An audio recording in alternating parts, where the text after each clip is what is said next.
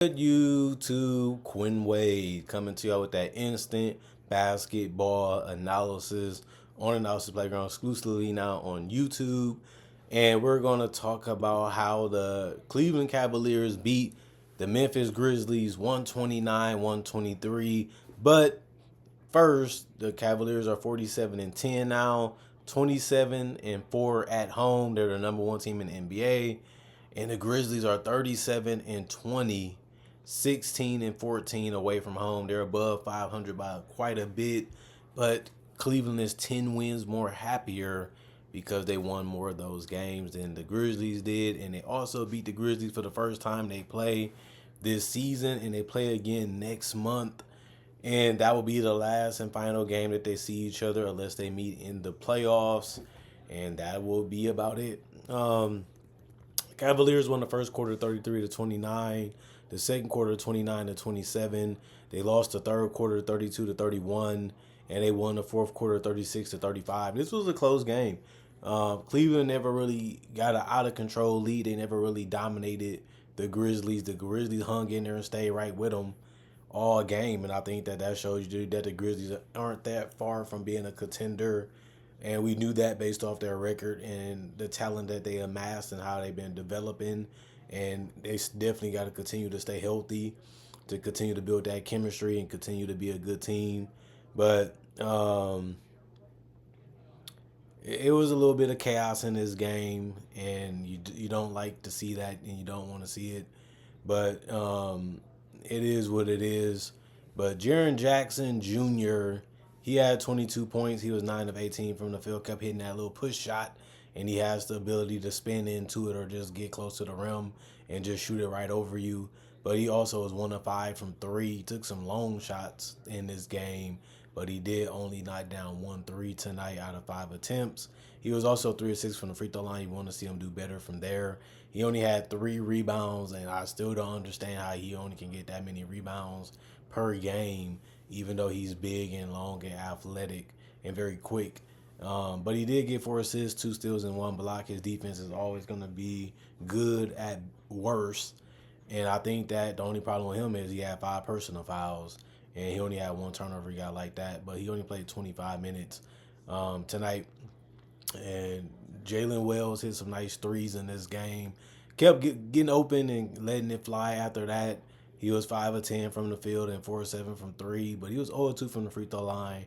He finished with 14 points and 4 boards, and one of them was offensive. He did have also 30 turnovers and 2 personal fouls, and he finished a -8 and plus minus. Zach Edey played 25 minutes also. He was 2 of 5 from the field and 2 of 4 from the free throw line, but he did grab 9 boards, and 8 of them was offensive. He's just too big, and he takes up a lot of space, and it doesn't take him that much effort to get a rebound because of that.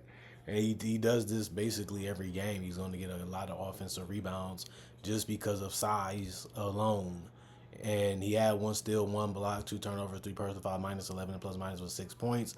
Ja Morant had a great game. He only attempted 13 shots, but he did make 6 of them. That's good to see. Plus, he was 2 of 4 from 3. That's 50%. You'll take that, especially when you're 7 of 7 from the free throw line also. And he also finished with 10 assists, and that's good to see. He was finding guys for dunks and lobs and everything throughout the entire game while still being able to score and take his time doing that, and he did a great job of that. But the problem with him is he had 5 personal fouls, which was too many, but he still finished the game. 1 turnover, and he had a -5 and plus minus.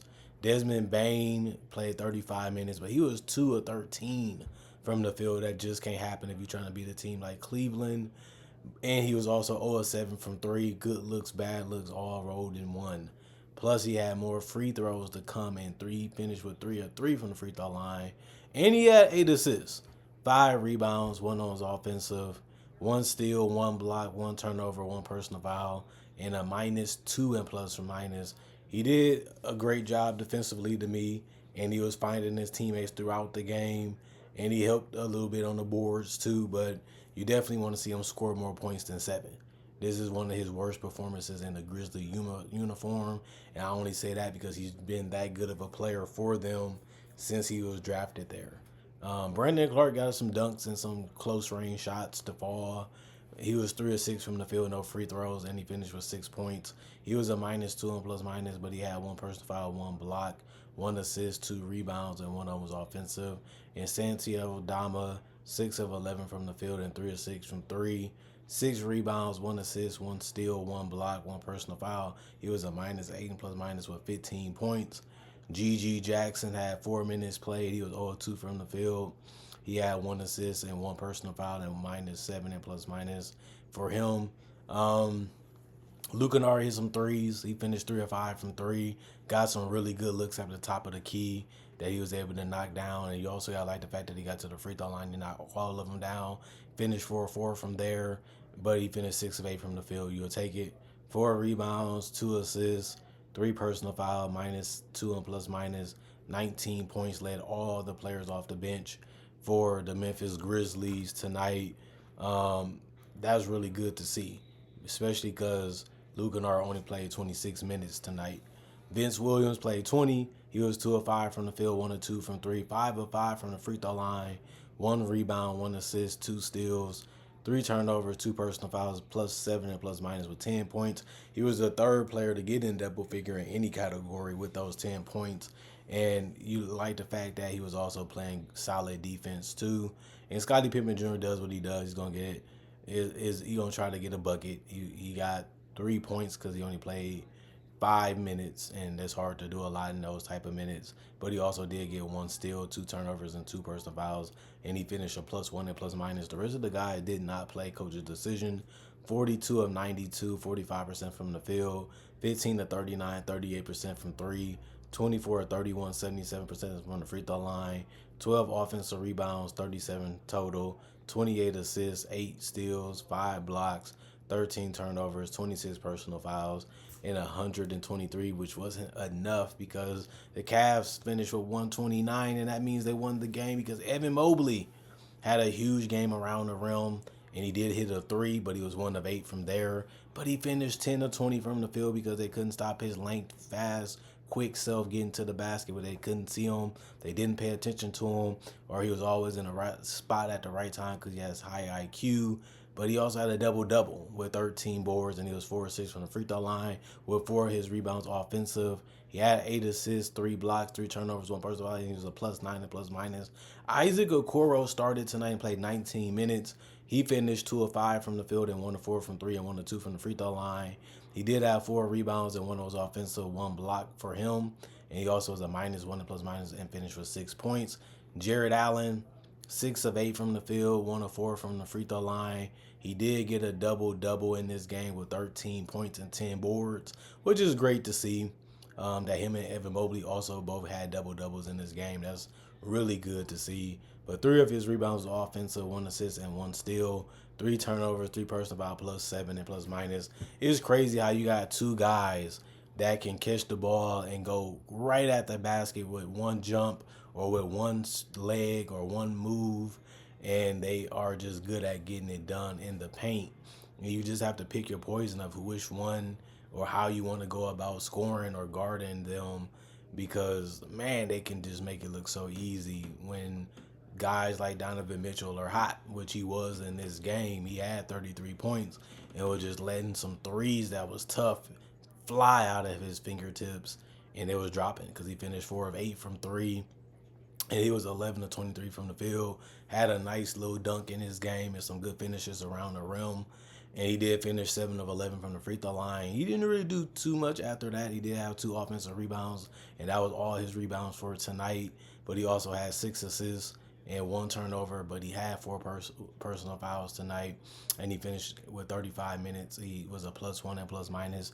And since Darius Garland did not play, Matt Strus started, and he played 31 minutes, and he was 3 of 8 from the field, and it was all threes, and he was 2 of 2 from the free throw line. He did have 8 rebounds, and 4 of them was offensive with 3 assists, 1 block, 1 turnover, 3 personal fouls for him, and he was a +11 and plus minus with 11 points. And then you look at Dean Wade. He played 17 minutes. He shot a bunch of threes, 3 to be exact, and missed all of them. He did have 6 rebounds. Half of them was offensive. 1 turnover, 3 personal fouls for him.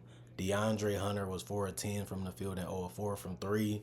Finished 4 of 4 from the free throw line. He did have 12 points, 8 rebounds, 2 of them was offensive, 2 assists, 2 turnovers, 3 personal fouls, and was a +2 and plus minus. I love what he did tonight, but you just want him to be able to knock down those threes. Even though they won this game, that's a big part of what he does, and he is a big athletic body too. Don't get me wrong, he can get to the basket easily. He can get close to the rim easily. He's strong and big enough to bump people off of him too, and he has a decent enough handle depending on who's guarding him to make his own shots when he wants to. But Ty Jerome was really the biggest difference maker. He was able to shoot 3 of 7 from 3. The stopping and popping was something that he really did good, or just a pull-up jumper from 3. They worked tonight, and 9 of 16 from the field. He found a way to use that shot to beat people off the dribble or turn down that shot to get to the rim or to a jump shot.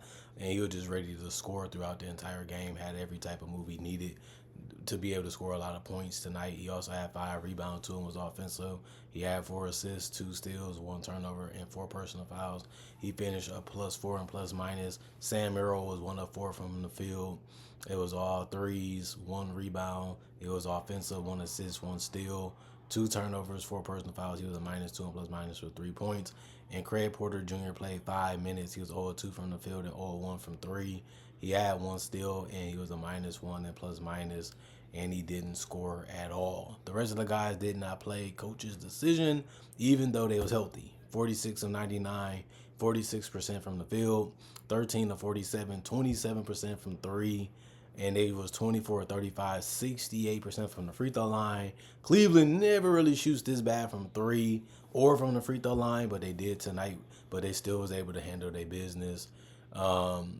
After all, because they did out-rebound them by 10, 22 offensive rebounds, and they had 57 total, but they had also 25 assists, 5 steals, 5 blocks, and they also had 14 turnovers as a team with 25 personal fouls. And this was an East Coast, West Coast banger that we wanted to see, and it lived up to it. Both teams kept it competitive and close and fun, and they used their athleticism, they used their shot making, they used their setup ability, they defended, and they came at each other, and they really didn't disappoint, and that's what we wanted to see. We didn't want to see Cleveland blowing out a team. We didn't want to see Memphis blowing out a team. We wanted these teams to go neck and neck and see which one is really better. It would have been better if Darius Garland was healthy, obviously, but wasn't meant to be, and Cavaliers didn't make up an excuse. They just went out there and got it done with the personnel that they had out there. And Memphis, they tried their hardest to compete and make it tough on the Cavaliers and put themselves in the position to win is what they tried to do, but they just didn't come out with the victory. And it happens. It's part of the NBA. Comment, like, subscribe, share, hit the notification bell for more announcements. If you're new to this channel, do conversation videos just like this in different varieties and different topics. Also do breakdowns of legends, current legends, rookies, and also sophomores, well, also future stars. And I will also say I do mock draft and draft coverage in general. So if you like that type of content, I got 3,000 videos already on this channel that you can watch to possibly want to become a fan or a subscriber or whatever you want to call it.